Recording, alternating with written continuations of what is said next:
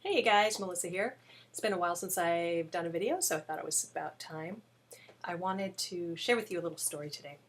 If you know me from this blog, you might know me as sort of a creativity maven, but it hasn't always been that way. I had many years where I didn't do anything creative or artistic at all. And in my late 20s, I got back into it. And I discovered calligraphy, and I fell madly, passionately in love with this art form, and I could not wait every day to get to my little drafting table and play with my pens and my paints and my ink.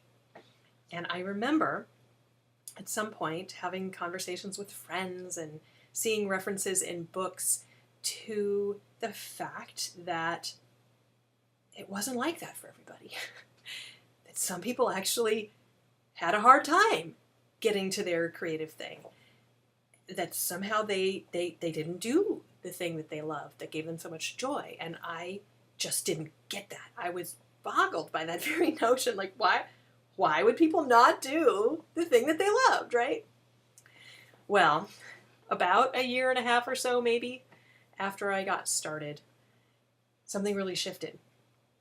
And I think it coincided with when I got some feedback from some big names in the calligraphy world who were really impressed with my little portfolio and how much potential I showed. And I am not telling you that to brag. I am telling you that because I can date coming back from those tutorials at a conference and gradually finding myself not doing the thing that gave me so much joy.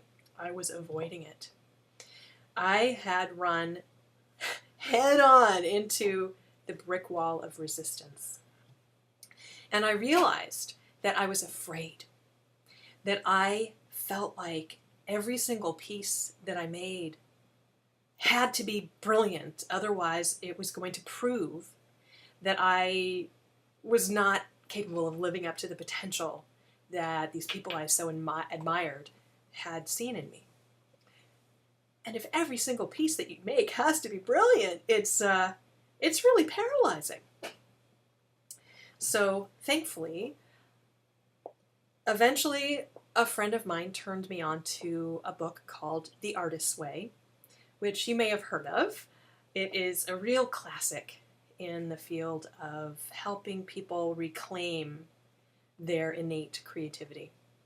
And I wish I had done it with a group. I did it by myself, and it was still really fantastic, and it really helped.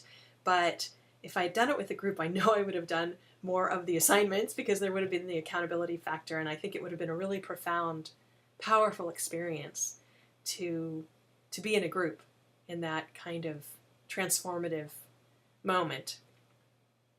So anyway, I tell you this now because resistance is something that didn't go away permanently at that time, believe me. I could, and I'm sure I will, be telling you many, many more stories of ways that I have hit smack up into that brick wall of resistance and the various different forms that it has taken and continues to take. And it's something that we all deal with and will continue to deal with forever. But I'm so grateful that over the years I have developed some tools and I've figured out the various forms that resistance takes and how I can combat it so that I can live the creative life that I really, really want.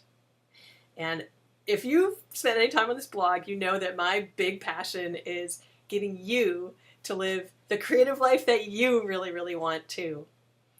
And I'm so pleased and excited that I have tools to pay forward, that I've learned from my experience and my experiences, and that I can make a difference for other people and get other people sparked, stoked, and creating.